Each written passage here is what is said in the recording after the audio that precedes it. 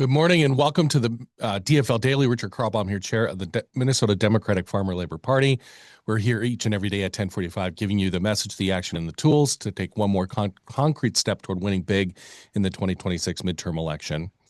Before we get into today's events, with the heat and air quality conditions we've been seeing, please check the air quality before heading out to any of today's events. The smoke is supposed to be really, really bad in the Twin Cities today, hitting its peak this afternoon, along with a high of 92. We'll be dropping the link in the chat, and you can always check it at MPCA's current air quality conditions page as well. Okay, we've just got a couple events to highlight today. At 5:30 p.m., there's a neighborhood ice cream social in Andover, and then at 6 p.m., you can join the Learn How to Organize Your Precinct and Civics 101 training in Brainerd. More, including our State Central Committee meeting, will be happening this weekend. We'll share more on those tomorrow. You can go to dfl.org/events to get all the information you need on these events and more. Okay, we're going to talk about something very, very important today. Minnesota's primary is coming up fast, and the DFL's voter protection team has been busy recruiting poll challengers in staffing the voter protection hotline and keeping a close eye on everything coming out of Washington that could affect how voters cast their ballot this election cycle.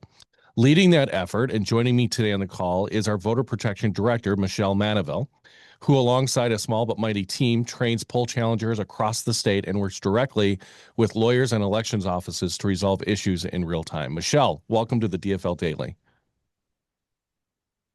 Hi, thanks for having me on today. Excited to Absolutely. share some information about our team. Awesome. Well, let's dive right into it. Poll challenger is a legal term in the state of Minnesota. Walk us through what a poll challenger is, why they exist, how it came to be, and what are some differences between what we call a poll challenger and an official role that a poll challenger has, and then others who want to do work at the polls.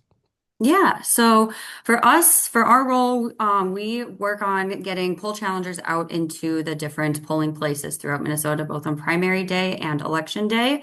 As you said, Richard, a poll challenger is a legal term that is written into state statute where political parties, the major political parties, in this case, the Republicans and the Democrats, are able to have one person there in the polling places to kind of challenge voters on anything, on any previous information that they know of.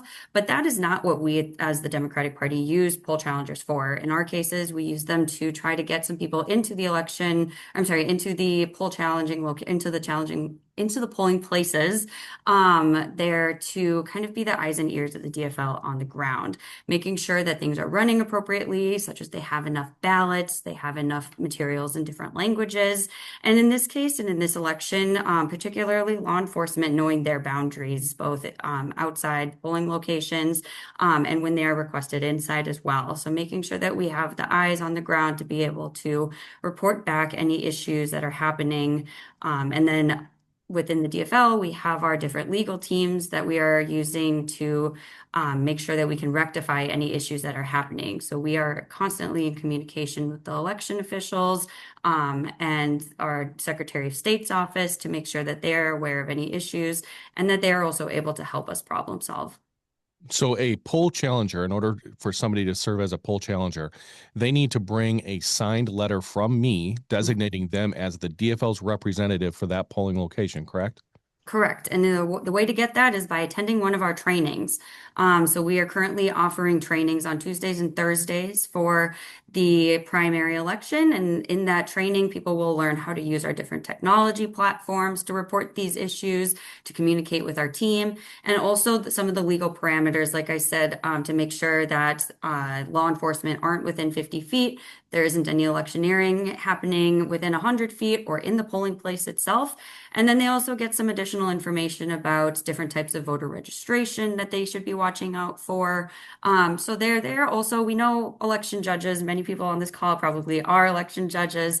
We're all human, right? And so our poll challengers are there as another avenue to make sure that the elections are running smoothly as well. They are not there to correct the election judges on the spot. They are not there to talk to voters. It is actually illegal for them to talk to voters.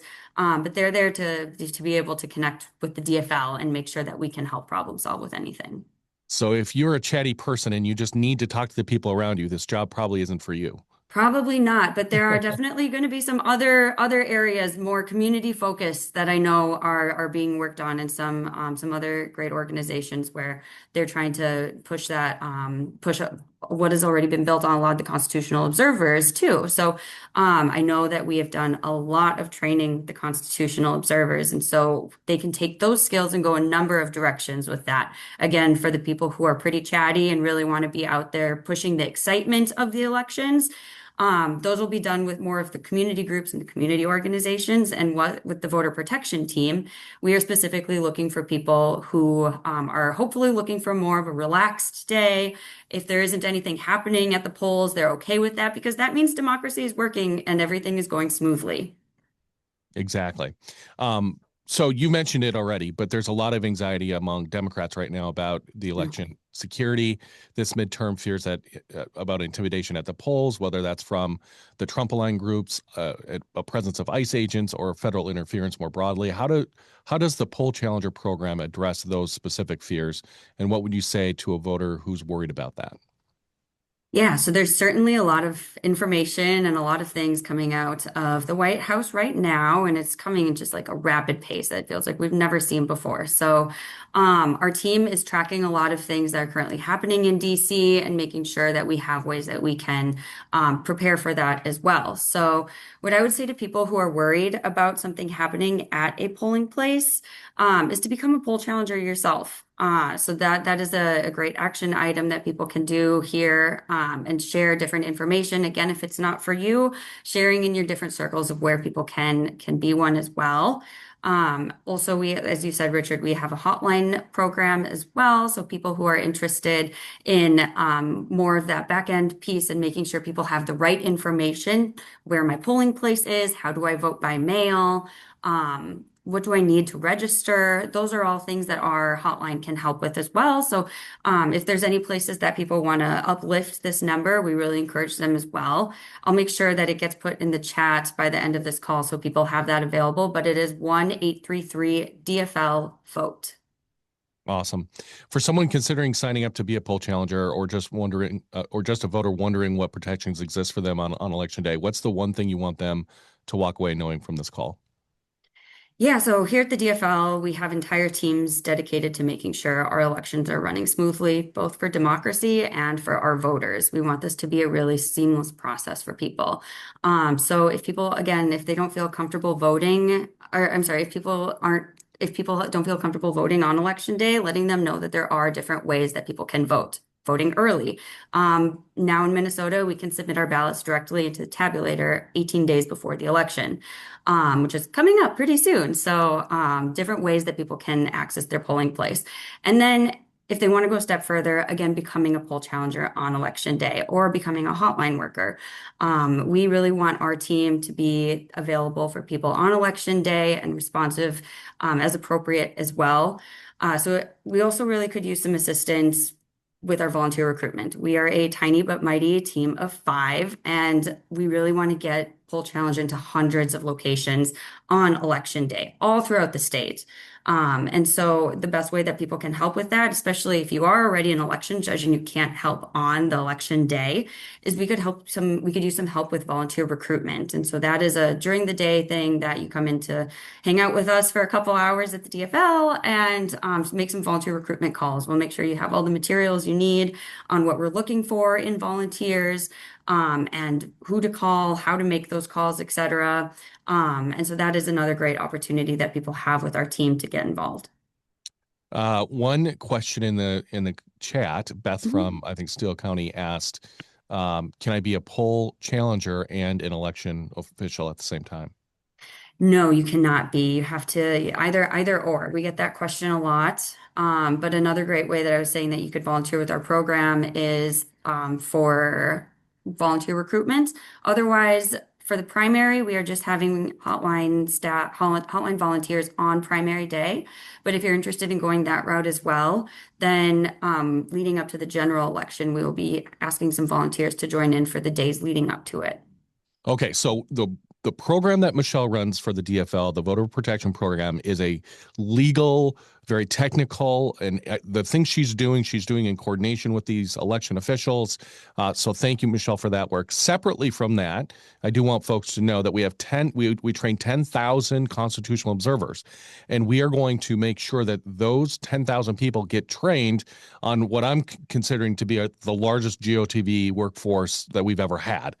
What we want those 10,000 constitutional observers to do is to help us educate their networks on how you can vote. You can vote early by mail, right? You can vote by mail. You can vote early in person, or you can vote on election day. Those are the three ways you can vote in Minnesota. And so that program will be a separate political program, separate from the legal program that Michelle runs.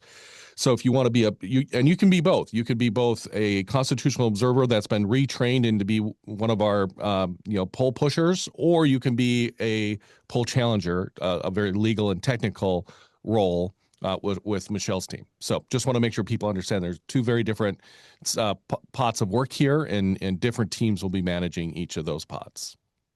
Awesome. Michelle, thanks for being here today. Yeah, if anyone has any questions, again, they can reach out to our hotline at 1-833-DFL-VOTE or our email address at voterprotection@dfl.org. We'll drop those in the chat as well. Thanks, Michelle. All right, what Michelle just laid out is what this moment calls for. Minnesotans who already stepped up during Metro Surge, ready to step up again to make sure every voter can cast their ballot safely this primary. And as Michelle said, there's a role for everyone, whether you're on the ground as in the polling location as a poll challenger, or on the phones as a hotline worker, or helping recruit volunteers. The voter protection team needs all of your help to get all this done. So here's what I want everyone to do today. If you want to become a poll challenger or a hotline worker, or you just have questions about voting this primary, email the voter protection team at voterprotection@dfl.org, or call the hotline at 1-833-DFL-VOTE. That's 1-833-DFL-VOTE. We'll drop that in the chat as well. If you're already an election judge or can't commit to election day itself, ask about volunteer recruitment. Michelle's team is small, but they need help making calls to build out this program. Every one of us has a role to play in making sure this is a safe, secure, and fair primary and general election for every Minnesota voter. All right, thanks everybody for being here. We've got 110 days until the November 3rd midterm election. If you've not voted in the August primary yet, please get out there and vote. We need you to vote for Peggy Flanagan for U.S. Senate, and we need you to vote for people like Matt Little in CD2. So please get out there and vote. It's so important that we maximize primary voter turnout. All right, thanks everybody. Let's go win this thing.